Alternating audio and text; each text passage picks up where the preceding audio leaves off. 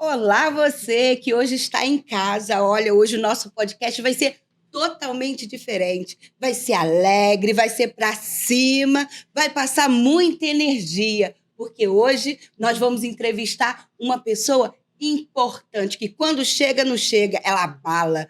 Ó, mas antes disso, se inscreva no nosso canal. Curte, compartilha, sininho lá para mandar para outras pessoas também, se for importante para você, se você achar pertinente. Tenho certeza que você vai achar, porque a nossa convidada de hoje, gente, vocês não têm noção de como ela é abençoada. Ela é abençoada, ela é guerreira, ela é maravilhosa, pedagoga, bota a mão na massa e profissional competente, mulher de Deus. Aquela capaz de orientar. Nós estamos aqui com a nossa querida Sicleia Costa.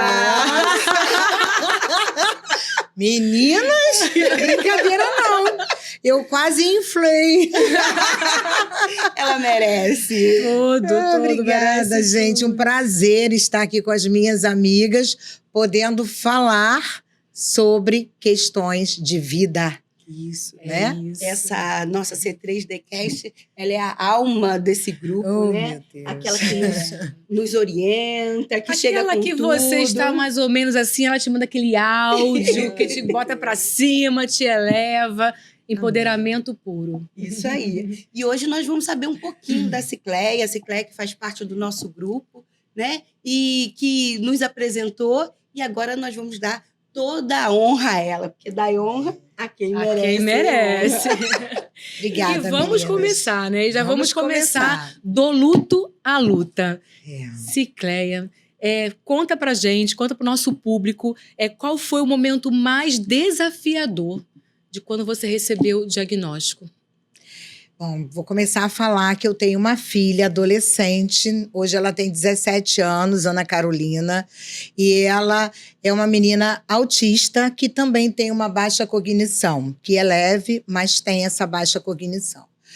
Então, na verdade, tudo começou assim, como orientadora educacional de uma empresa já de muitos anos, trabalhava com alunos com alguma deficiência, e eu percebi que a Ana Carolina era diferente. Só que eu, de maneira nenhuma, iria achar que seria um autismo.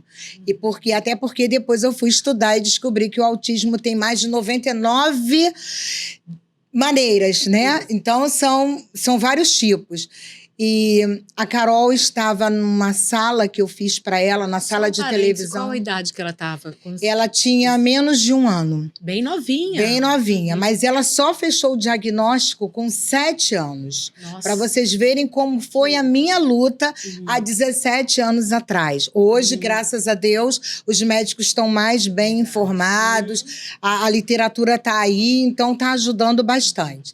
A Ana Carolina tinha perto de 1 ano, eu ainda ia fazer a festinha dela de 1 ano. Ela estava brincando numa piscina de bolinhas, engateando, e caiu uma bolinha colorida atrás do meu sofá. Nisso, ela foi engateando atrás do sofá para pegar essa bola. E eu fiquei olhando para aquilo porque eu achei estranho, eu achei diferente. E ela não saiu dali, gente, enquanto ela não conseguiu tirar a bola, pegar a bola. Gente, o sofá, tudo bem, não era gigante, não era como é hoje, era um sofá de 2 lugares, um sofá pequeno, de uma certa forma pequeno, mas para uma criança de 9 meses, 10 meses, 8 meses, que eu não lembro quantos meses ela tinha, ela andou com 1 ano e 1 mês. Então, ela não andava ainda, ela bateu com os ombros, foi batendo com os ombros no sofá, gente. E eu vi aquilo, eu fiquei apavorada, não sabia se eu ajudava ou se eu olhava. E eu preferi olhar. E aí, ela conseguiu, com os ombrinhos, ela conseguiu afastar o sofá e ela foi lá e buscou a bolinha. Na hora que eu olhei isso, eu falei, Deus, se eu puder ressignificar essa força de vontade que ela tem, conduzir para algo bom, ela vai dar certo. Isso sem saber que ela era autista, tá?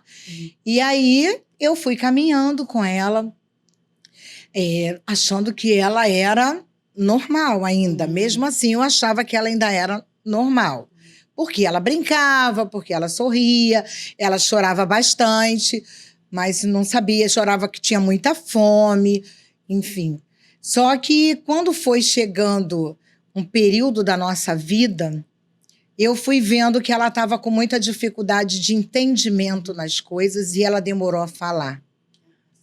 Esse foi um sinal de alerta, O sintoma, o maior sinal, não é o único sinal, porque os médicos falam isso. Mas um grande sinal do autismo é a falta de comunicação. Sim. A falta da verbalização das palavras. Sim. E ela não era muda, eu via que ela não era não verbal, porque ela soltava sons, às vezes palavras, mas palavras sem conexão, sem nexos, entendeu? Sem sentido. Então, eu ficava preocupada. E aí, coloquei a Carol numa escola, pré-escola. Ela interagia socialmente? Com as coleguinhas, sim. Nesse momento, interagia. Por isso que dificultou tanto o diagnóstico dela, entendeu? Mas não alimentava, nunca alimentou grandes diálogos, nunca. E aí eu comecei a perceber que ela não achava as coisas. A gente perguntava, vai lá no fogão, na cozinha da mamãe. Vê que cor é o fogão. Ela não achava o fogão dentro da cozinha. Ela não tinha aquela noção do espaço, enfim. E aí a escola me sinalizou e disse que era para eu procurar um médico, alguém que pudesse me ajudar, porque eu sempre levei a Carol aos médicos.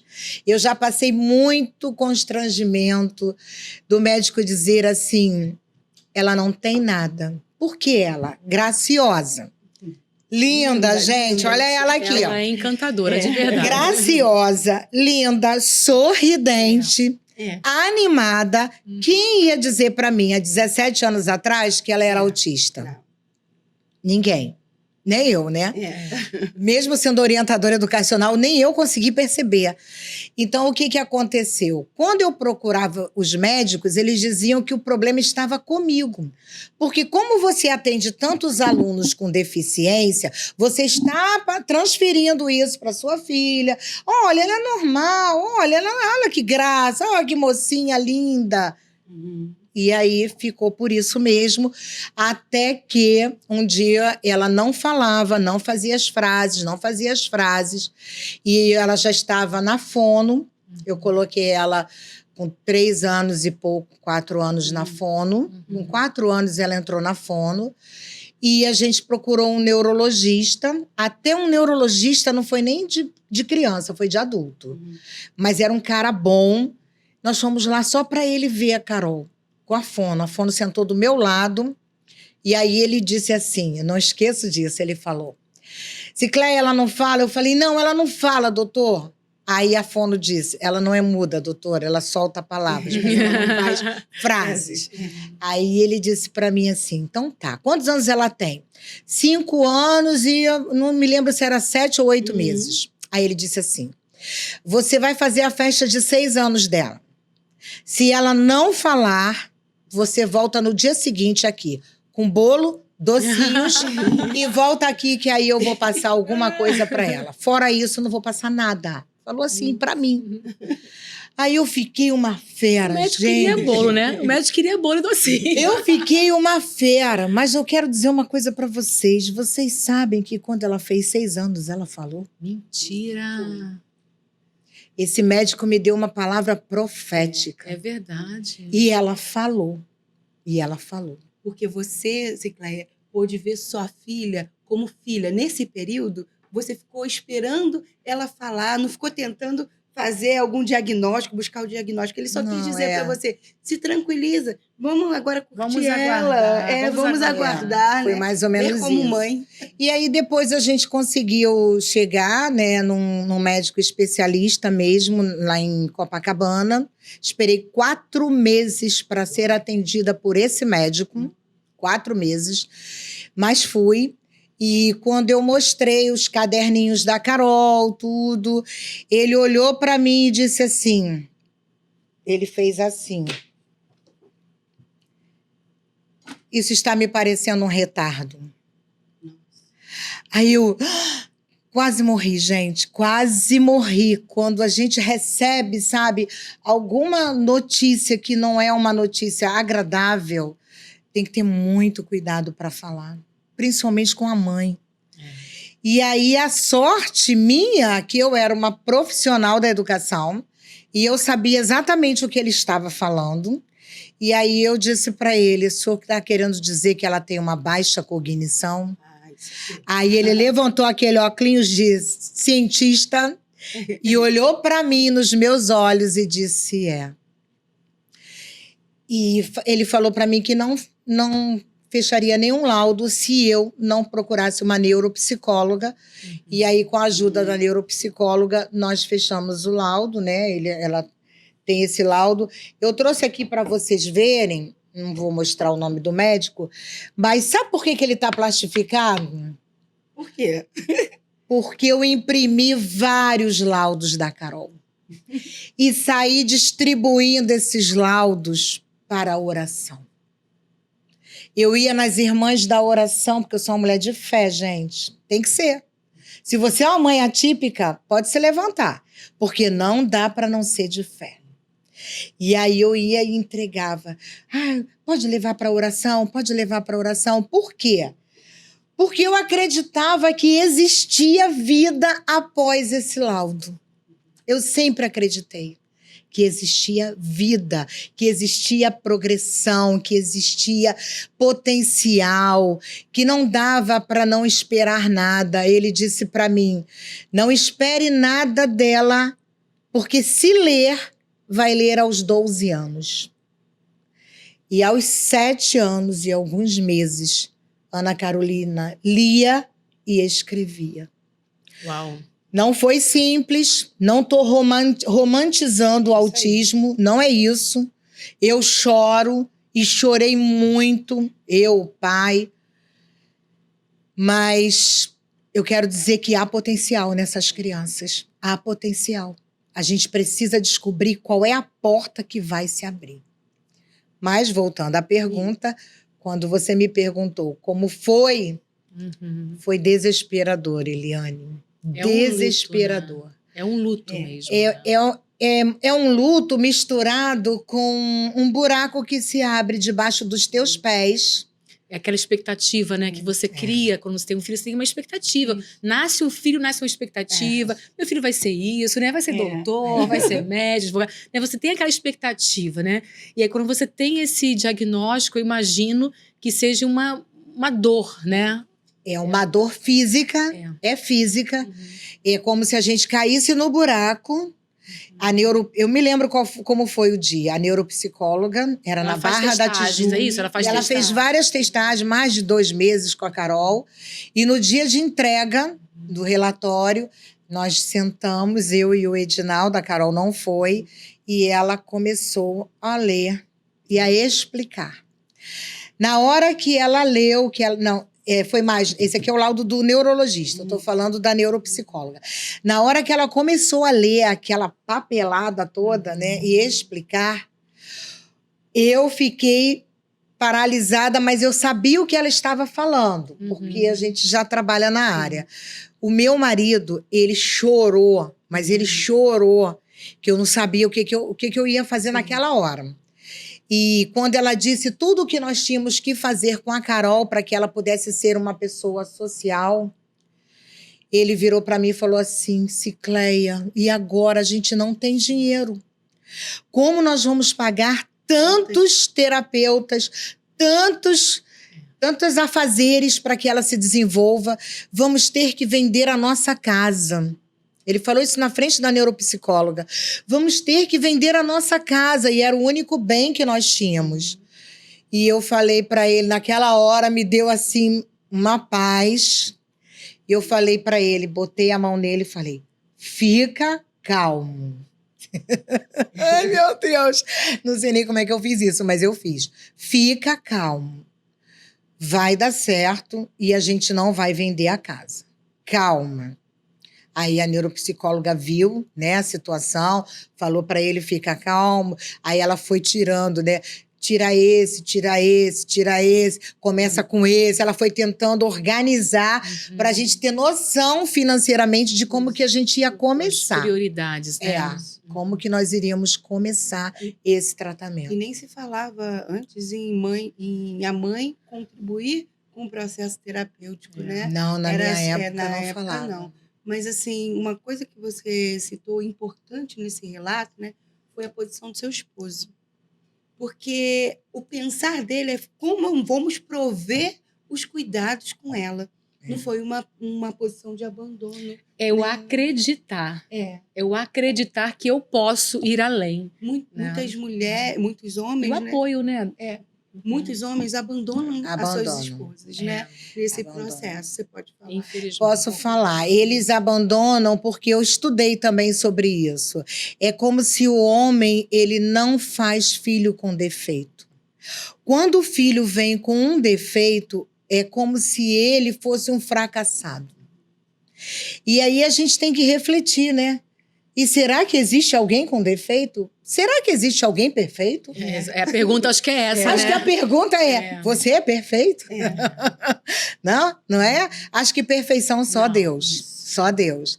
E quando a gente tem um filho atípico, a gente vive um luto, sabe, Eliane? Porque toda aquela nossa expectativa daquele filho, que é o filho das nossas amigas, todos vão ler, todos vão escrever, todos vão ser doutores, né? Todos vão fazer faculdade e o seu pode não acontecer nada disso. Aí a gente vive um luto, que é aquele filho morre e nasce o outro filho, que é o filho da possibilidade de dar certo ou não. E aí o que acontece com você como mãe? Você vira uma leoa, sabe? Você tem que se levantar, porque todo mundo vai te destruir. A família, a escola, muitas das vezes, a sociedade, até mesmo a igreja. Muitas vezes a minha filha foi colocada para fora naquela época. Nossa. Mas foi com todo carinho, mas vamos levá-la ali porque nós vamos orar, porque deve ser espiritual, porque ela gritava. E eu não sabia que ela era autista, então ela gritava porque tinha muita gente, som ligado, né? Estímulo, barulho, muitos estímulos, e eu não sabia. Até esse momento, o diagnóstico era somente de baixa cognição, é isso? Não, nesse momento que ela fazia isso na igreja, ela não tinha diagnóstico nenhum de nada. De nada. Eu só levava para fono e levava e fazia muitas coisas. Eu comprei tanto material didático, tantas coisas na minha casa para Carol. Eu fiz uma sala para ela sensorial. Eu fiz tudo isso, que quando eu destruí tudo isso, eu acabei, que ela já tinha crescido. Nós entregamos uma picape, meu marido tinha uma Range, a gente encheu a Range desse material e eu mandei para uma instituição. Quando eu botei tudo na Range, eu olhei e falei, Deus, eu não acredito que eu fiz isso, que eu gastei tanto. E eu não gastei porque eu tenho dinheiro, não é isso. Eu gastei porque eu me virei para trabalhar de manhã, de tarde, de noite. Ele criou uma empresa para poder melhorar a nossa situação financeira. E eu me dividia com ele para poder a gente tomar conta dela e entregar, levar nas escolas, nos terapeutas. Não foi simples e não é simples, mas eu quero te dizer, é possível, é possível.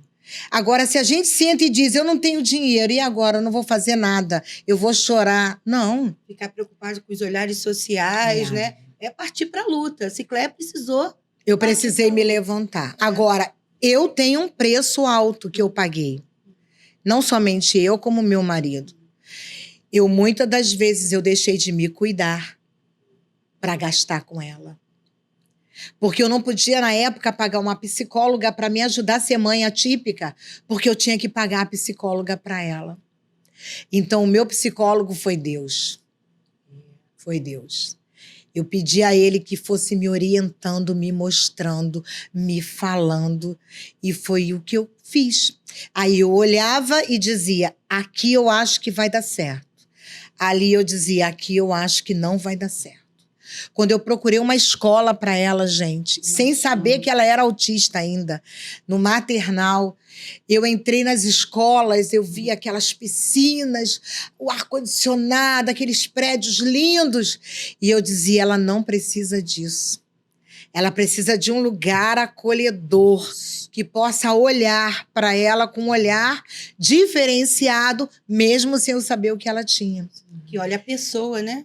E aí eu encontrei um jardim de infância, que quando abriu a porta e eu entrei, a entrada da escola era uma pista com sinal de trânsito, faixa de pedestre.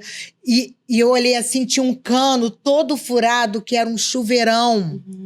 Era um chuveirão para as crianças. Eu falei, e correu também um coelho. Tinha horta, tinha animais. Eu falei, é essa escola.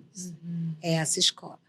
Embora no final a escola não conseguiu trabalhar com ela, porque não é simples. Tem que aprender, temos que estudar, os pais têm que estudar, a escola tem que estudar, porque não é simples, não é simples. E aí eu precisei tirá-la da escola e coloquei num outro lugar, mas quando eu fiz isso, eu fui com a fono, marquei com a direção e apresentamos tudo, mostramos tudo para a escola, para que a escola pudesse pegar aquilo e servir para outro aluno. Então você se colocou como uma mãe parceira, né? Isso. Você não foi lá para partir para briga, Não. você se colocou como uma mãe parceira. Aqui está minha filha. Isso. Como juntos podemos Está até desenvolver. aqui, desenvolveu até aqui. O que Isso, podemos fazer a mais? A mais, isso aí. Eu queria falar sobre isso. Isso, fala. Vocês me Por favor. permitem? Com Claro. certeza. Eu vou dizer uma coisa para vocês, gente. Muitos pais, eles são... Eu entendo que eles já vêm de um sofrimento de não. Nunca pode nada. Nunca tem nada para eles. Mas eu quero dizer uma coisa. Seja humilde. Porque a humildade, ela toca o coração. Eu nunca cheguei, mesmo sendo orientadora de uma escola de classe A, mesmo sendo professora de uma escola internacional que eu fui, eu nunca cheguei e disse assim, vocês não sabem fazer nada com a minha filha não faz nada nessa escola. Nunca fiz isso. Diante de Deus, eu nunca fiz isso. Eu conversava, eu procurava me colocar à disposição. E eu dei muita sorte, porque as escolas acreditaram também em mim e elas abriam espaço para eu trazer as coisas e ajudar. Então, eu fiz muita coisa para ajudar os professores, para ajudar os cuidadores, né, as pessoas, embora a gente sabe que hoje não se deve nem pode se pagar o cuidador, o mediador, mas naquela época, 17 anos atrás, não existia. Então, eu paguei a mediadora, trabalhava para pagar. Eu trabalhava numa escola para pegar o meu salário inteiro e entregar na mão da mediadora. Você não ficou no papel de vitimista. Você ficou no papel de ter autorresponsabilidade naquela situação, né? E quando você traz a responsabilidade para si, as coisas acontecem. Porque você está em movimento. E Ciclé é movimento, né, Dayana? Ciclé é movimento. Não é simples, gente. Não é simples. É muito difícil. Eu errei muitas coisas. Muitas coisas eu não acertei. Eu achava que era por aqui. Gente, como é difícil achar um médico. Como é difícil achar um remédio. Como é difícil achar ajustar, um remédio. né? Ajustar a dosagem, como é difícil. E eu estou curiosa, acredito que o público também. Como é que chegou nesse diagnóstico de autismo da Carol? Chegou através do neuro, né, com a neuropsicóloga. Os dois, nós fizemos testagem nos dois, e aí eles fecharam juntos o laudo, que é o que tem aqui. Ela é CID-10, F70.1, F84. Mas, assim, quando a gente fechou esse laudo, eu simplesmente não me modifiquei, sabe? Porque eu já sabia que ela tinha alguma coisa, eu só não sabia o nome. Talvez você já estivesse fazendo coisas para Na desenvolver. verdade, quando ele testou isso aqui, ele disse para mim assim: você pode continuar fazendo tudo o que você já está fazendo, porque você está no caminho certo. E aí eu saí com essa palavra e continuei. Agora, eu quero que as mães saibam de uma coisa: não é simples, gente. Eu não estou falando aqui que é simples. Não é simples, mas eu quero dizer para você que é possível. É possível. Você precisa se capacitar estudando e também orando, pedindo a Deus forças, porque eu acordava 4 horas da manhã direto. Eu dormia tarde. A minha filha tem seletividade de alimentos. E no maternal, eu já fazia o nugget para ela, que era a única coisa que ela comia de manhã. Então, eu acordava de madrugada para fazer o nugget, assar o nugget, tudo direitinho. Ah, eu não vou fazer isso mesmo. Você precisa fazer isso. Você precisa, porque tudo isso traz estabilidade para ela, para o filho, entendeu? E aí ela se sentia segura em todas as coisas que ela fazia. Passa pelo campo da observação, né? Você conhecer o seu filho, né? Então, assim, quando a mãe recebe o diagnóstico, ela precisa... Às vezes ela fica tão nervosa, tão ansiosa de como vou resolver. Não, para, respira e busca observar para poder fazer, né? Você descobriu que ela gostava de nugget. O que mais você descobriu? Eu descobri que ela conseguia comer um danoninho. Enfim, fui descobrindo algumas coisas, né? Até hoje é muito difícil ela comer coisas legais no café da manhã, porque ela não é dos lanches, ela é do almoço e da janta, ela come comida mesmo. Mas quando eu recebi o diagnóstico, eu me lembro que eu chorei um dia e uma noite. Mas eu me permitia chorar um dia e uma noite só. E eu me lembrei daquela passagem que diz assim: o choro pode durar uma noite, mas a alegria vem ao amanhecer. E eu esperava essa alegria, todos os dias eu esperava essa alegria. E ela demorava a acontecer, porque demora. E o médico dizia para mim: você fica atenta, porque vai chegar uma hora que vai abrir uma porta, e na hora que abrir, você entra com ela. E eu dizia: Deus, que porta é essa? Que porta é essa? Porque a gente não sabe ser mãe atípica, sabe? Eu acho que a gente não sabe ser mãe. Imagina ser mãe atípica, como é difícil. Como é difícil. Ah, coitada da Cicleia. A Carol é esquisita. A gente escuta isso, sabe? Essa discriminação social, né? É muito horrível. Ah, coitada dela. Ah, meu Deus. Olha a criança. Ai, ela não consegue ficar. Eu escutei tantas coisas, gente. Eu escutei tantas coisas que, se eu tivesse deixado entrar, eu hoje não estaria falando com vocês. É por isso que algumas mães se matam. Vocês sabiam que elas desistem de viver? Elas se matam de tanto cansaço. Porque na ciência diz, nas reportagens que eu li, os artigos, dizem que a vida de uma mãe atípica corresponde a um soldado em guerra, em campo de batalha. É desse jeito. Não é simples, não. Não é simples. Às vezes a gente está sorrindo, a gente é alegre, é feliz, mas só Deus sabe o que a gente passa, o que a gente já passou. Não é fácil, não é fácil. Não é fácil, mas é possível. É possível.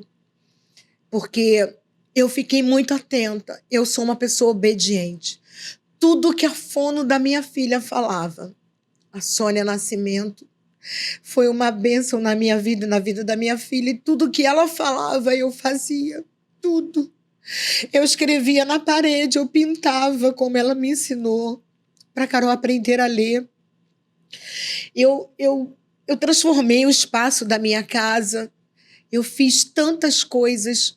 Eu obedecia, gente. Eu obedecia. Eu escutava quem sabia. Eu obedecia.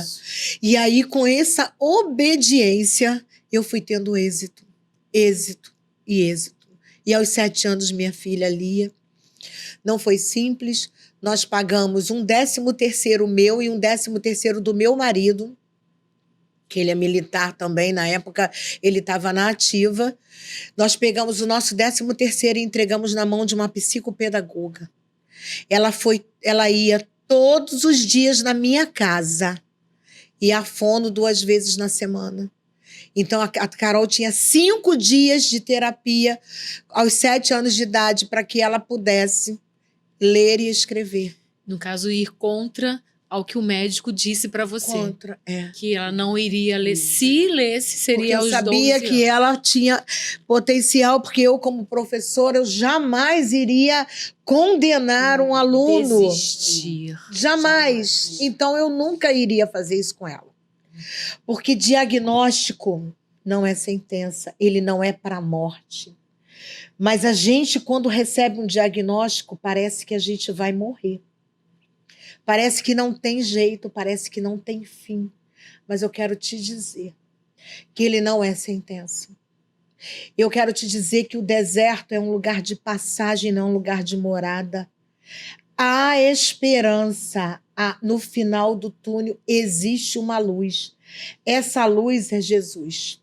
Foi essa luz que transformou a minha vida, a vida da minha filha, a vida do meu marido e o meu lar.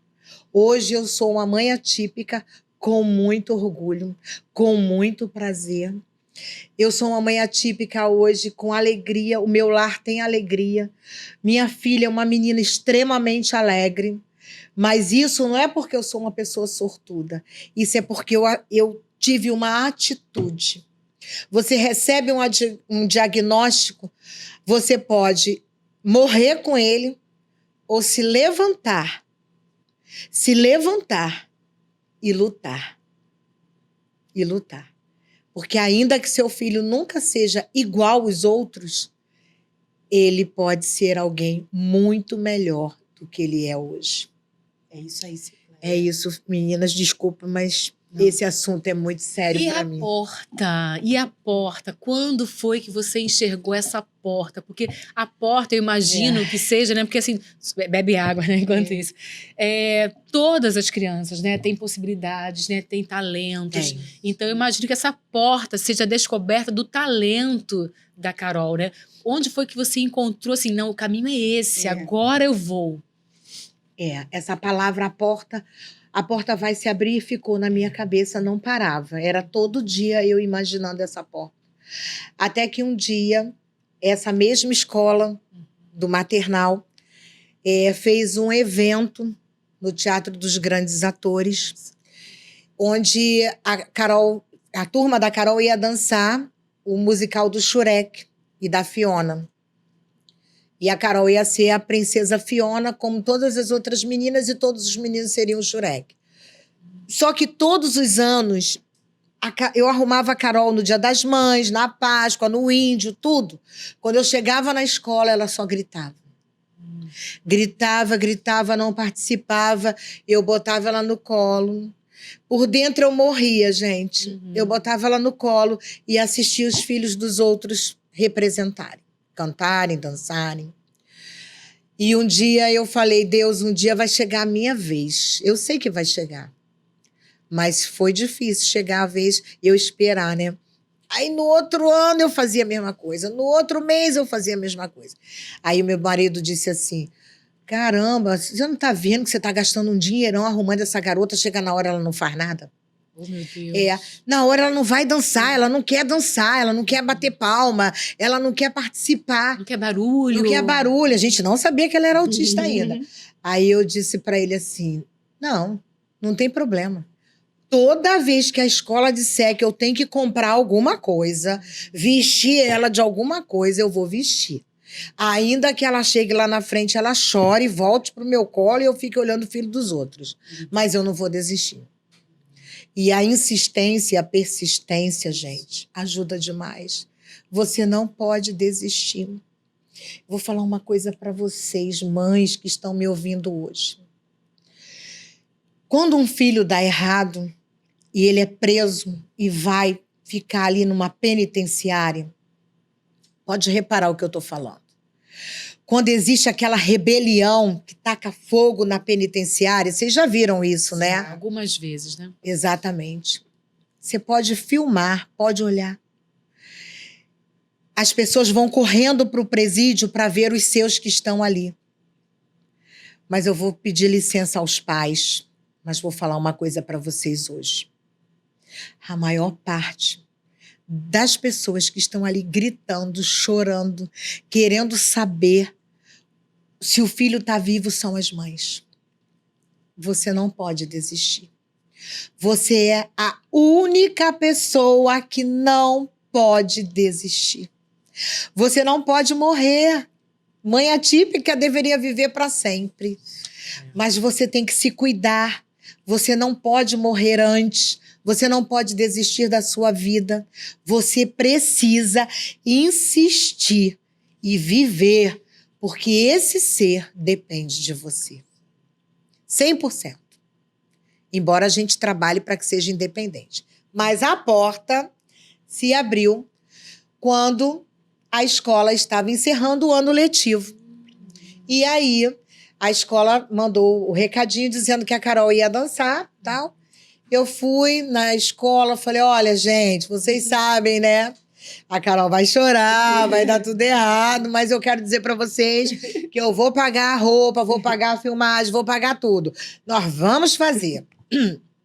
Aí, na hora de comprar os ingressos, chamaram os pais. Aí eu falei, as mães ali, naquele nervoso. Ai, a primeira fileira, eu quero a primeira fileira. E eu falei, eu quero a última fileira. Nossa, quando eu falei eu quero a última, todo mundo, me olhou. Eu falei, eu preciso da última fileira, porque algo me diz que se ela não me ver, nem ver o meu marido, ela vai, de repente, ela vai topar e vai dançar, vai fazer o que tem que ser feito, né? Aí comprei a última fileira, comprei a fileira para as minhas umas amigas que me acompanham desde quando a Carol nasceu, que oram por ela até hoje. Comprei para elas, comprei para uma amiguinha da Carol, para a mãe da amiguinha, que é a Polly na época, e ficamos lá atrás. Aí eu falei, arrumei ela, gente, ela ficou a Fiona mais linda. Coisa linda, e ela toda graciosa, né? Porque era toda graciosa, sempre foi, Aí levamos para o teatro e sentei. No dia antes, teve o ensaio geral. Eu levei ela no teatro, que eles fizeram o ensaio no próprio teatro. Aí, na hora de me entregar a Carol, a professora disse assim para mim, Cicleia, você vai ter uma grande surpresa. Olha.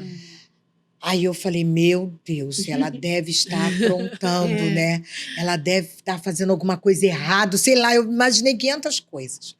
Aí, no dia do espetáculo, a Carol dançou, não chorou, dançou lindamente com seu xureque. E na hora que terminou o espetáculo, as crianças tinham que terminar com a mãozinha no vestidinho e agradecer. Reverência à plateia. E a Ana Carolina terminou assim, gente. Estou aqui. Aí, quando eu olhei aquela pose, gente, de estrela, eu falei, abriu a porta. Abriu a porta. Aí eu falei, é essa a porta. Meu Deus, a garota é do palco. E não era em qualquer palco, né? Tinha que ser o palco. O palco. Né? O palco. Aí o que eu fiz?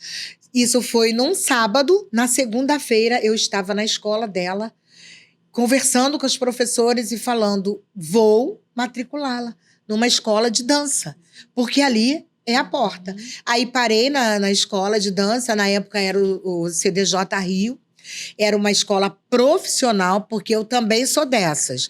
Para fazer, gente, a gente tem que fazer com a nossa intensidade.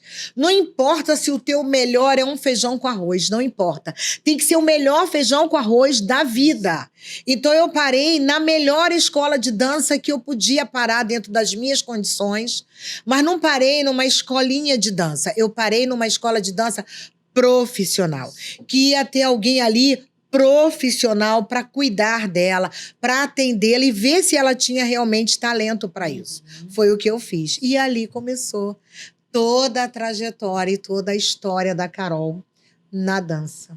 Que maternidade linda. Difícil, mas linda, né? Linda, E linda. Carol passou a brilhar em todos os espetáculos? Foi isso que aconteceu? Não foi bem assim, não, gente. Não foi bem assim. No primeiro espetáculo, ela foi expulsa da coxia. Mas expulsa com carinho, né, gente? É sempre com carinho, gente. Foi assim, primeiro espetáculo da Ana Carolina, ela tinha 5 anos, 6 anos. 6 anos já. Porque com 5 ela dançou o Shurek, matriculei na escola de dança, ela estudou o ano inteiro, no final do ano foi o espetáculo, ela já tinha feito 6. Aí o que aconteceu? Ana Carolina entrou, se apresentou, bonito. Quando entrou na coxia, tem que esperar as outras, né? O espetáculo tem um enredo. Quem disse que ela esperou o enredo? Todas as vezes que as bailarinas entravam, ela queria dançar junto. E aí pegavam ela e diziam, não pode. Falou não pro autista, né? Hoje eu sei, né? Já era, desregulou. Uau, uau, uau. Começou a chorar e deu um trabalho na coxia na primeira vez. Aí pararam o espetáculo. Fechou lá o cenário, parou lá o primeiro ato, parou. Aí, por gentileza, em pleno Miguel Falabella, gente, eu sou muito famosa. Por gentileza, a mãe da Ana Carolina Costa está presente. Aí eu, no meio de 500 pessoas, eu levantei, sou eu. Ah, por favor. Aí ela, eu quero ficar! Aí eu, não, minha filha, vem, pelo amor de Deus. Aí, ela não tá conseguindo, ela quer entrar com todas as bailarinas. Aí eu, pode deixar, pode. Não reclamei, não falei, ai, que constrangimento. De jeito nenhum, porque eu sabia que realmente o que estava acontecendo ali na coxia ia desestabilizar as outras crianças. A gente tem que ter noção. A gente não pode negar os problemas que o nosso filho tem. Seja qual for o problema, a gente tem que entender, né? Mediar ali a situação. Peguei ela, acalmei, botei ela no meu colo e ficamos assistindo o espetáculo até o final. Ela só na plateia. Então, não foi simples. Mas eu insisti. Ela começou com balé clássico, foi só o balé clássico. Depois que ela começou a falar mesmo, um pouco mais, ela me pediu, mãe, eu quero fazer o sapateado. E aí eu disse, Deus, sapateado não vai dar certo, porque eu já sabia que ela era autista, né? Eu falei, vai bater, né? vai desregular, vai dar tudo errado. Mas eu deixei ela fazer aula experimental, que era de graça, eu deixei ela fazer. Quando ela fez a aula experimental do sapateado, o professor trouxe e disse assim, eu falei, e aí, já sei, né? Ela não aguentou, né? Aí ele disse assim, não, ela foi maravilhosa. Olha...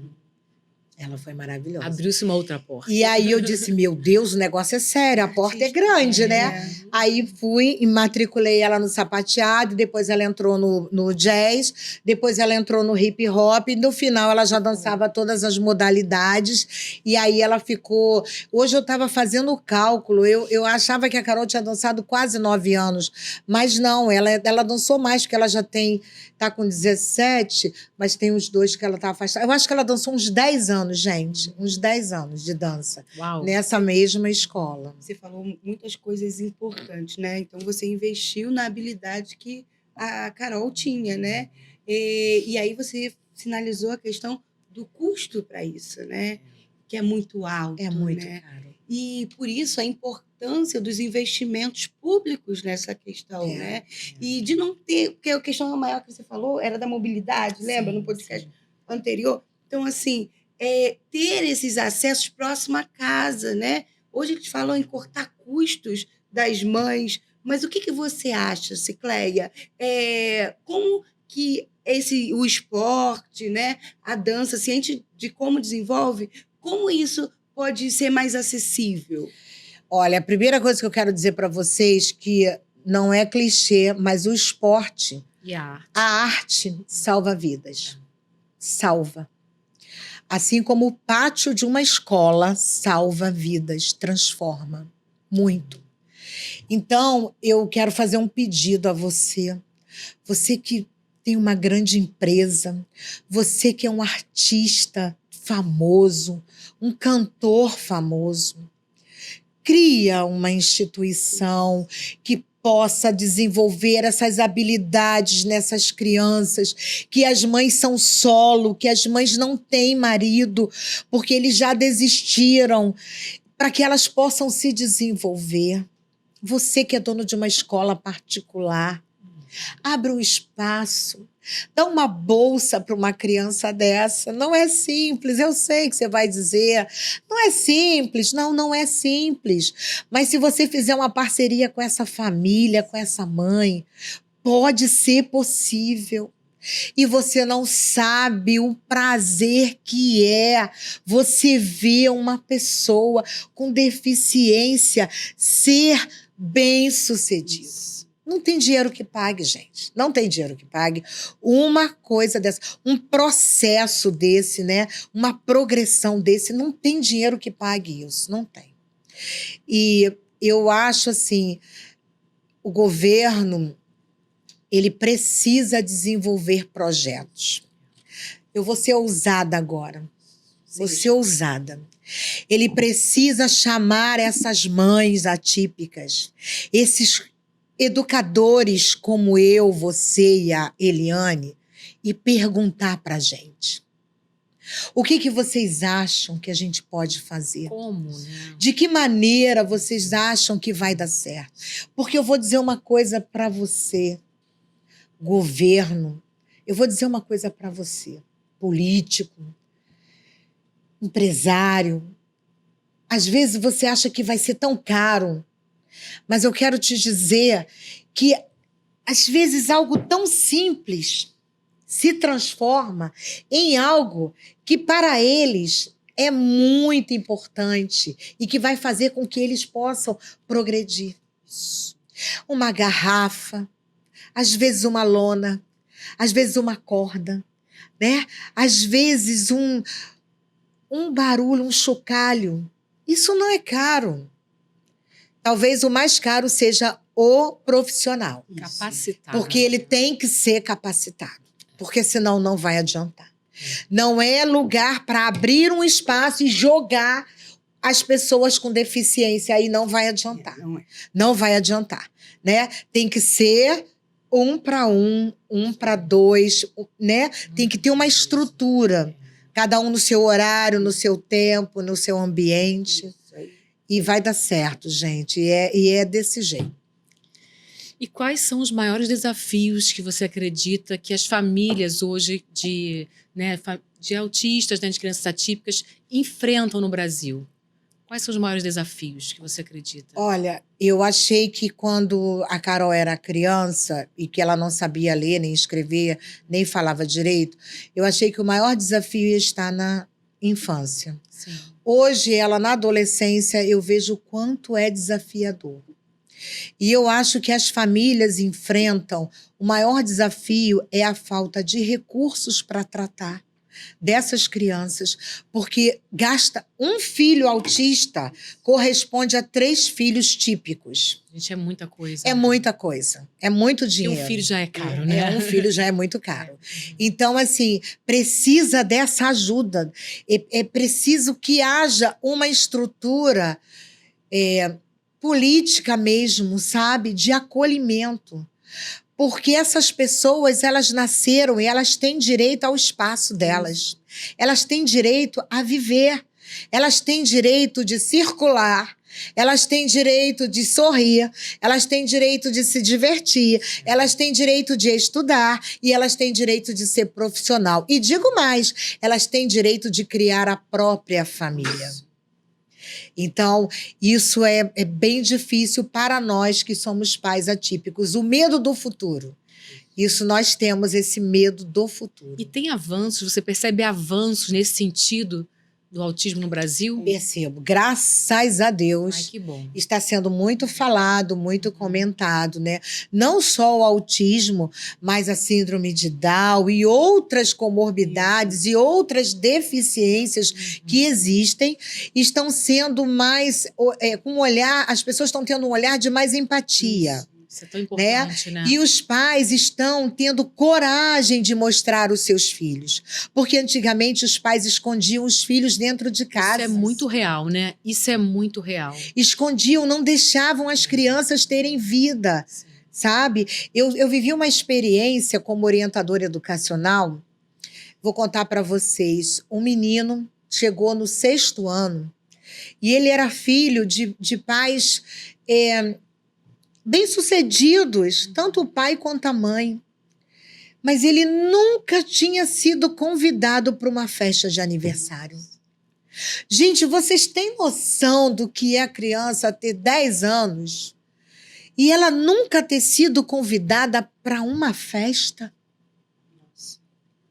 E aí, o que aconteceu? Essa escola que eu trabalhei muitos anos, ela era uma escola construtivista, inclusiva, e a gente tinha um trabalho com esses alunos lindo.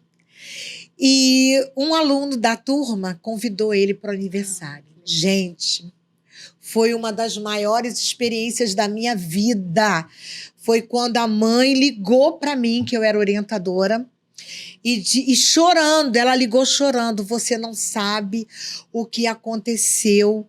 Ele foi convidado para uma festa do amigo e ele agradeceu tanto pelo telefone o convite. Nós estamos radiantes com isso, enfim. E o mais lindo que depois desse convite de aniversário, tudo para ele mudou, a vida dele mudou na escola. Ganhou cor.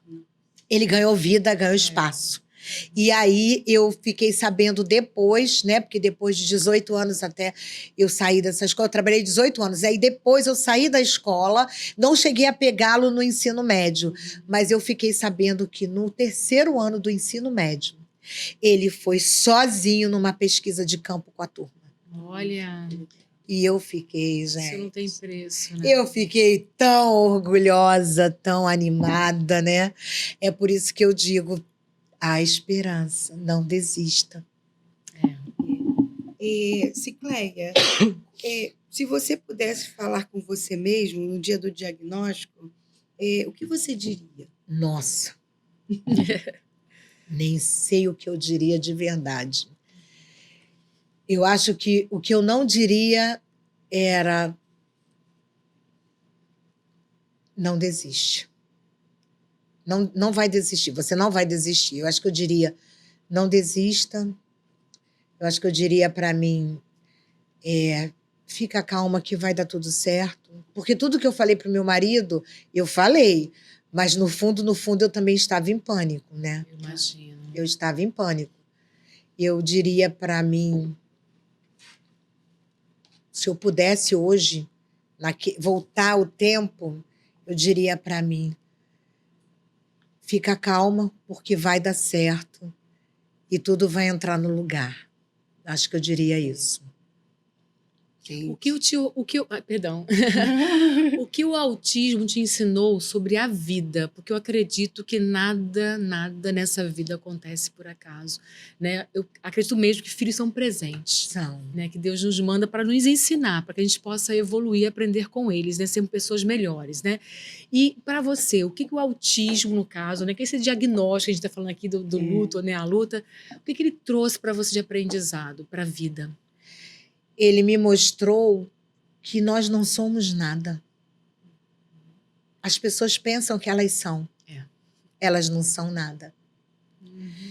Que o mundo, ele realmente dá muita volta. E que a gente precisa olhar para o outro com um olhar de individualidade. Cada um é único. E quando você chega perto de alguém que é diferente de você, ele te desconstrói. Ele te desconstrói, sabe? Você fica em pedaços. Você é todo quebrado. Por isso, talvez, que o símbolo do autismo seja o quebra-cabeça. Porque é assim que você fica. E ele mostra que a tua visão é pequena. Gente, eu escutei um estudioso dizer assim, não somos nós que... Não são eles que não entendem o que a gente fala. Somos nós. Somos nós que não entendemos o que eles estão expressando. É diferente. Porque a capacidade deles é enorme. Eles têm um hiperfoco, gente, que bota eu e vocês no bolso. Uns decoram, outros constroem, outros montam, outros, né? E de maneiras que a gente não sabe nem fazer. Então, eu creio assim que realmente o autismo ele traz para a gente viver um dia de cada vez. Não tenha medo. E se eu morrer? A pergunta é, e se eu morrer? Acho que essa é a pergunta que todo responsável, né? A maioria das vezes são mães, que a gente observa, né, na prática, no dia a dia, são as mulheres, né? São as mães, né? As mães têm esse medo, né? Elas relatam isso nas reuniões de pais, né? O que meu filho vai fazer se eu morrer? E se eu faltar? E se eu faltar? Esse talvez seja o maior medo da gente, mas eu procuro não pensar. Eu finjo que eu tenho uma vida eterna no espiritual, mas eu finjo que eu tenho uma vida eterna na Terra. Eu finjo que eu sou novinha e que vai dar tudo certo, que vai dar tempo de eu colocar essa menina aqui no mercado de trabalho, construir todas as coisas para que ela viva, né, independente. Eu finjo que vai dar tempo, que eu não vou morrer. É o que eu faço. E luto. E luto, invisto, continuo, não paro de investir, de conversar, de falar, de depositar nela firmeza. A Ana Carolina é uma menina que eu não tive problema de baixa autoestima. Isso é muito bom, né? Isso já é muito bom, né? Isso já é muito bom. Ela, quando aprendeu a falar, ela se apresentava, meu nome é Ana Carolina, eu sou inteligente e autista. Gente, ela é uma figura, ela é uma artista nata, de verdade. Ela dizia isso. Então, assim, eu tô na luta com ela. A adolescência, eu quero falar que é um momento muito difícil, porque ela praticamente foi excluída dos amigos que ela tinha, porque cada amigo começou a viver a sua vida. Uns estão estudando para... Ana Carolina está no ensino médio já, né? Passou para o 2º ano do ensino médio. Então, cada um está fazendo... Eu estou estudando para a escola militar, o outro está estudando porque vai estudar fora do Brasil, o outro está estudando... E ela ficou sem espaço. Então, o que eu tenho que fazer? Agora eu tenho que me colocar como mãe e como essa companhia para que ela aguente. E eu digo para ela assim, filha, fica calma, porque vai passar. Vai chegar um dia na sua vida que você vai ter tantas pessoas querendo falar com você que você vai dizer assim, agora eu não posso. Eu falo isso para ela sempre, sempre. O dia que ela chegou em casa e disse assim, mãe, ninguém lancha comigo. Oh, meu Deus. Eu lancho sozinha. Gente, foi um dia assim tão difícil. Foi um dia tão difícil escutar dizer que teu filho lindo desse jeito disse para você, eu lancho sozinho porque ninguém quer ficar perto de mim. Isso é uma dor, né? Eu imagino que é uma dor muito grande. E eu ter que ficar firme e dizer para ela, filha, vai chegar um dia que vão querer comer com você e não vai dar tempo. Eu tive que dizer isso pra ela. Muita sabedoria, né, Sicléia? Essa mãe, né? É muita sabedoria. Eu nem sei se é sabedoria, mas é alguma coisa assim, muita loucura mesmo, nossa, né? Sei lá. Não, é sabedoria sim, porque mãe, aí eu falo mães típicas e não atípicas, enfim, todas as mães, né? Precisam ter essa sabedoria. Precisam instruir, dar essa base que é a autoestima para que eles possam voar, para que eles possam sonhar e realizar os sonhos, né? Eu tô toda arrepiada aqui. Eu imagino que você também esteja, que você já curtiu, né, o nosso canal aqui. E olha que o momento forte vai vir agora. Tô emocionada.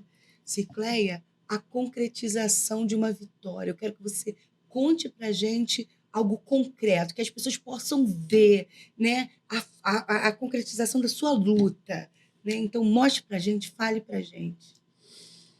Eu tenho muitas coisas que eu, graças a Deus, consegui concretizar. Mas eu vou falar uma coisa para vocês bem simples. mas que para mim é muito importante. Ai, meu Deus, tem que me controlar porque eu vou chorar. O dia que a minha filha pegou um telefone, ligou para mim e falou: Oi, mãe, eu tô te ligando para dizer que eu te amo. Está tudo bem? Bom dia, cara. Eu quase morri. Porque houve momento em que eu imaginei que esse dia nunca ia chegar. Que ela não ia conseguir falar num telefone, que ela não ia conseguir discar um número, que ela não ia conseguir se comunicar com alguém mesmo distante. Então, quando eu vejo hoje ela falando com WhatsApp, ela fazendo ligação, ela filmando, ela criando, né, participando do canal, que eu tive que criar um canal para ela. Miss Carol e Coisitas de Mami. Sim, a Miss Carol e a Coisitas de Mami Miss Carol por trás, Coisitas por trás ajudando a Miss Carol. Então, assim, quando eu vejo hoje ela falando, ela entrando nas festas, nos lugares, ela participando na igreja, ela indo para a escola, ela saindo do carro e entrando sozinha na escola. E eu fico olhando assim, ela no meio daqueles alunos grandes, né? Nossa, é uma concretização de um sonho. De um sonho que ainda não acabou, que ainda tem um percurso enorme, porque eu preciso preparar a Carol para ser produtiva. E eu quero falar isso para você, mãe, pai, que está me ouvindo, professor. Ainda que o seu filho não tenha condições hoje, físicas, emocionais, para estar no ambiente de trabalho, faça com que ele seja produtivo de alguma forma. Isso. De alguma forma. Seja fazendo um bolinho em casa, seja arrumando o quarto, seja batendo uma foto, seja criando uma bijuteria. Eu não sei qual é o jeito que você vai dar, mas ele precisa ser produtivo. Porque a produtividade, ela faz com que o ser humano possa se desenvolver, se autoafirmar, se inserir na sociedade. Todo cidadão precisa ter um espaço de produção. Então, quando você consegue fazer isso, você já é vitorioso, como pai e como mãe. Não precisa ser um emprego para ele de carteira assinada ou ele ganhar milhões. Não é disso que eu estou falando. Se ele tiver isso, beleza, porque eu creio.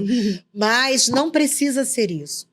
Basta ser alguém que possa consertar um fiozinho. Eu não sei qual é a porta que vai se abrir do seu filho. Na sua casa. Mas uma coisa eu te garanto.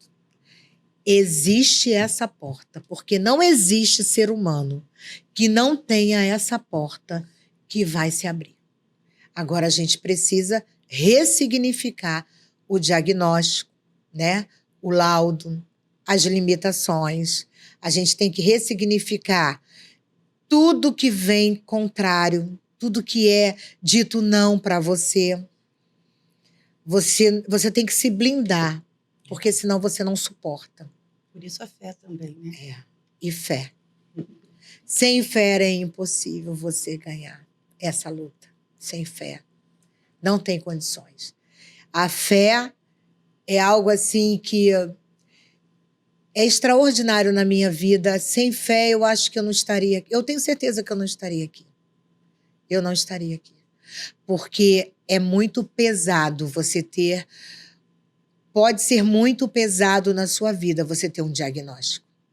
E não precisa ser de autismo. Sim. Pode ser de câncer, de AIDS, de qualquer outra enfermidade, comorbidade. Porque o autismo não é doença, mas eu digo até mesmo de uma doença como um câncer. Quando você recebe esse diagnóstico, você tem duas opções. Ou você se levanta e luta, ou você morre na hora. Então, eu estou te convidando hoje para que você ressignifique o seu diagnóstico. Porque ele não é seu. Ele está com você neste momento. Mas ele não é seu. Ele não te pertence. E ele pode ser reversível. Eu creio. eu creio que ele pode ser transformado num grande milagre. Eu creio em milagres, eu creio que isso pode acontecer. E aí você ser produtivo, você ser de sucesso, apesar do seu diagnóstico. Quer ver como é que eu vou te provar isso? Eu vou te mostrar. É isso aí. Gente, Carol, Eu vou te mostrar. premiadíssima. Olha aqui. Isso não é tudo, gente. Olha, eu trouxe algumas medalhas da Carol na dança. Tá dando para ver aí, Jovens gente? talentos. Algumas medalhas. Aqui temos medalhas de primeiro lugar. Sim, primeiro lugar. E não é dança atípica. É dança comum. Com bancada, né? Com aquela banca que vem de fora para avaliar. No Miguel Falabella. Ah, se o Miguel Falabella falasse... Temos essas medalhas da Carol de primeiro lugar, segundo lugar e terceiro lugar, com duo, com trio, com como é que se fala? Solo. Tudo isso aqui. Grupo e solo, né? E eu tenho na minha casa, mas eu trouxe só um. Não, Carol, fica aqui. Eu trouxe um para mostrar. Eu tenho destaque. Por vários anos, a minha filha foi chamada para destaque daquele espetáculo. E isso me deixava assim... Você sabe que tinha mães que ficavam aborrecidas porque a Carol ganhava o destaque e os filhos não? Porque como pode, se ela é autista, ela dança esquisito, ela dança diferente e ela é destaque? Sabe como é que pode, gente? Eles viam nela a superação. Eu escutava, às vezes eu estava sentada na plateia e eu escutava a banca lá em cima comentar. E uma vez eu escutei eles dizerem assim: meu Deus, é ela de novo. Porque ela trocava as roupas. Aquilo é segundos, né, que tem que trocar a roupa. Uhum. E a Carol é meio parecida comigo, né? As coisas dela, ela gosta de muito... perfeitas, né? Com muitos brilhos, com muitos adereços. E ela trocava aquela roupa e entrava de novo. É ela de novo. Eles diziam isso. E aí, por causa disso, eles premiavam ela. Até que teve tanta confusão que depois, no final, criaram até um outro prêmio, entendeu? Para poder dar uma compensada. Porque realmente ela ganhava. Já era ó concurso, né? Ela ganhava bastante mesmo.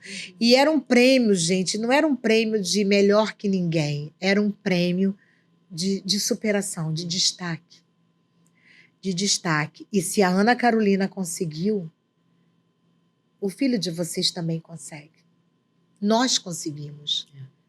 Porque você tem as suas limitações, você tem as suas e eu tenho as minhas. Quantas limitações. Estar falando aqui com vocês... Já é, né? Já é uma superação nossa. É um grande desafio isso aqui, hein, gente? É um grande desafio. Né? Foi um grande desafio fazer os 15 anos dela. E as pessoas diziam, mas ela não vai aguentar, como é que vai ser? Ah, ela vai surtar, vai dar ataque, vai isso. Eles falam tudo, né? E eu dizia, não, é o sonho da vida dela. Ela sempre quis, desenhou isso aos 10 anos de idade. E não ia fazer, né? Enfim, é uma outra história. Eu acabei fazendo em 3 meses, mas fizemos. Coisas de Cicleia. E aí a festa, eu falei, filha, vamos fazer uma festa? Tá, vou fazer a festa, que ela botou o bilhetinho na geladeira, né? Você não vai fazer o sonho da minha vida e tal. E quando a gente fez essa festa, eu falei, vai ser uma festa só de 15 anos.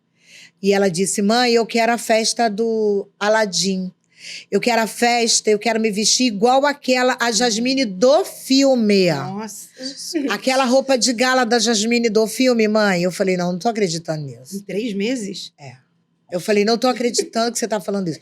Não, mãe, eu quero do Aladim. Aí eu tentei, né, gente? Não, Aladim não. Aladim era um ladrão. Que coisa horrorosa. Fazer uma festa de Aladim, que é um ladrão. Aí ela olhou pra mim, porque ela também é decidida, e disse assim, ué, não é você que diz que o amor tudo supera? Nossa. Jesus! O Aladim era apaixonado pela Jasmine e ele mudou. Já era, né? Já era, conseguiu, né? Aí eu o poder falei, de convencimento da Carol. Deus! Se eu puder canalizar isso para o bem. Aí a gente Já teve está. que fazer, né, gente? Aí E ela foi- entrou de Jasmine. E entrou de Jasmine, e teve o Aladim. Teve o Aladim. E teve até o tapete mágico, porque a mãe é doida, fez o tapete mágico. E ela entrou E ela entrou, voando. e foi uma bênção, e deu tudo certo. Então, Amém. não menospreze os sonhos dos seus filhos só porque eles são atípicos. Não imagine que não vai conseguir. Não imagine que ele não vai casar. Não imagine que ele não vai ter produtividade. Não imagine que ele não possa um dia cantar um parabéns, porque ele tem, como é que se diz? A sensibilidade na audição. Insista. Insista. Vai por outro caminho. Vai né? por outro caminho, canta o parabéns de um outro jeito, mas não deixa de celebrar. Em situações confortáveis para Isso. ele, né? A primeira coisa, a gente tem que conhecer o filho, de verdade. Não pela metade. É. Tem que conhecer de verdade, aonde eu sei que eu posso levar. Eu levava a Carol demais ao teatro, ao cinema, demais. Tinha horas que ela achava complicado, aí eu dizia, Deus, eu vou tentar de novo. E hoje ela participa de teatro, ela vai a cinema, ela dança, ela vai a show.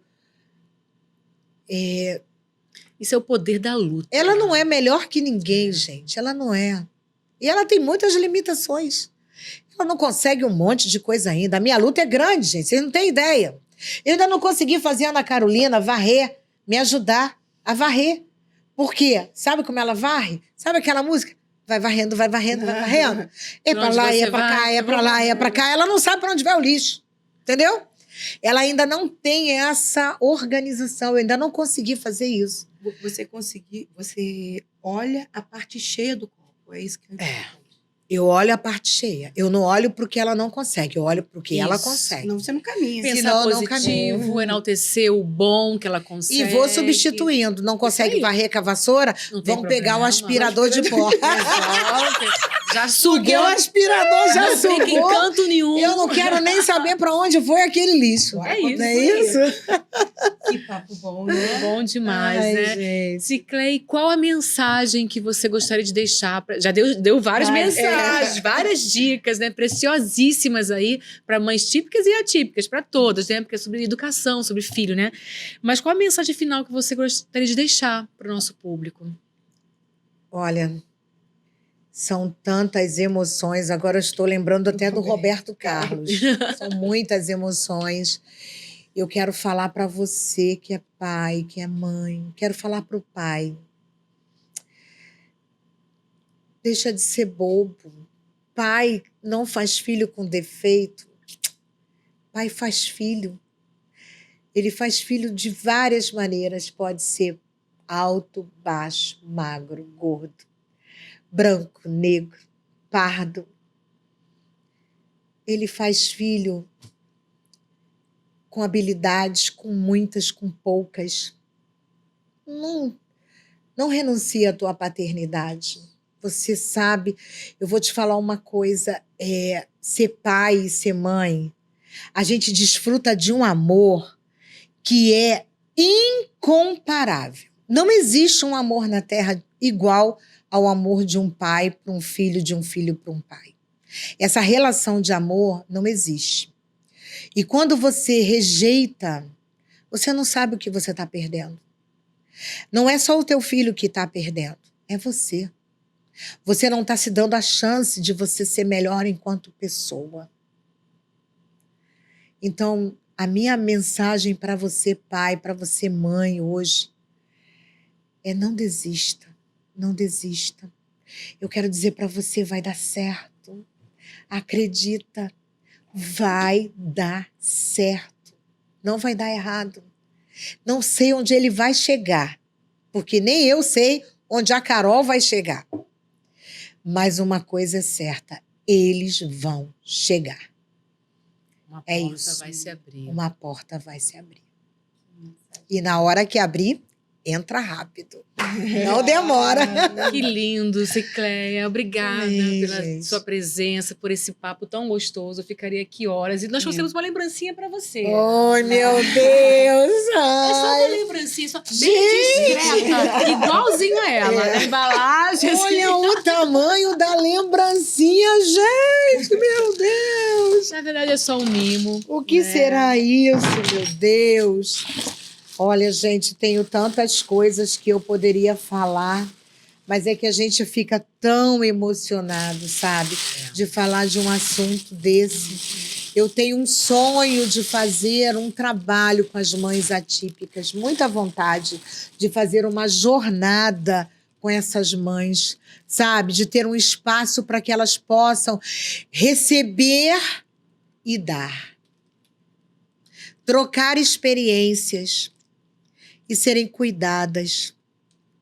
Você que está aí, que tem uma vizinha, uma colega de trabalho ou alguém da família que é uma mãe atípica, 8 minutos é o suficiente. Senta com ela para conversar, deixa ela falar, deixa ela chorar, porque vai aliviar e vai ajudar. E a gente precisa, sabe, gente, não tem apoio para as mães. Não tem apoio para os pais, não tem apoio. Quem sabe o empresário esteja nos ouvindo, né? Você, empresário, que está nos ouvindo e que pensa em que desenvolver um lata projeto linda. novo, né? E queira patrocinar esse evento. Que esse Eis aí uma oportunidade. né, Ai, Luca? gente, Jornada das Mães Atípicas. Me chama que eu vou. Gente, o que é isso? Essa lata linda. Ai, não vou conseguir abrir. Não, acho que tem que tirar o lacre, tem que ter um lacre aí. Não vou conseguir, Mas né? são coisinhas gostosinhas. Coisinhas gostosinhas. Pra você Ai, comer meu com a Deus. família. E esse né? aqui, ó. Ah, esse aí você... Esse é o cérebro. Ai, Deixa eu trazer. Ai, ainda bem, Vocês já ficaram gente. de olho no meu. E aí, Graças a Deus que vocês me deram o cérebro, senão eu ia ficar muito triste. Eu sei. Ai, que lindo, gente, olha. De vocês ainda é maior ainda. É o cérebro que representa aqui o nosso C3Decast. Eu amei. Vocês são Nós é que incríveis. amamos vocês. Muito obrigada, gente. Olha, eu fiz a escolha certa quando escolhi vocês para estarem ao meu lado. Tenho certeza disso. Eu fiz a escolha certa. Este é um propósito. É como diz a nossa amiga Vanessa, é um ministério, é uma missão. Estamos juntas nessa missão. Estamos juntas. É isso. Gente, passa lá, curte, comenta, compartilha. Se inscreva no nosso canal C3Decast em todas as redes sociais e Miss Carol e Coisas de Mamis também. Isso aí, Se você gente. gostou de temas como esse, olha, escreve aí, dê ideias que a gente vai o quê? Atender. Atender. Gente, ó, Beijo! Amamos vocês, hein? Tchau! Senhor amado Deus querido, em nome de Jesus, tu sabes o que eu falei contigo hoje de manhã. E eu quero te pedir, Deus, não por mim, nem pela vida da Eliane, nem da Dayana. Eu quero te pedir por essas mães que sofrem, que são atípicas, que não têm condições, que não sabem o que fazer, que não enxergam futuro nos filhos, que não têm condições de ajudar. Eu te peço em nome de Jesus, meu Pai, que tu venhas falar através da minha vida, Espírito Santo de Deus. Sem ti eu não posso fazer nada, eu não consigo convencer ninguém, eu não consigo trazer esperança, Senhor, se não for através da tua presença. Por isso eu te peço nesse momento, em nome de Jesus, me usa, eis-me aqui, Senhor, e mostra o nosso nicho, porque eu creio que ele vai sair daqui hoje, em nome de Jesus. Amém. Bora!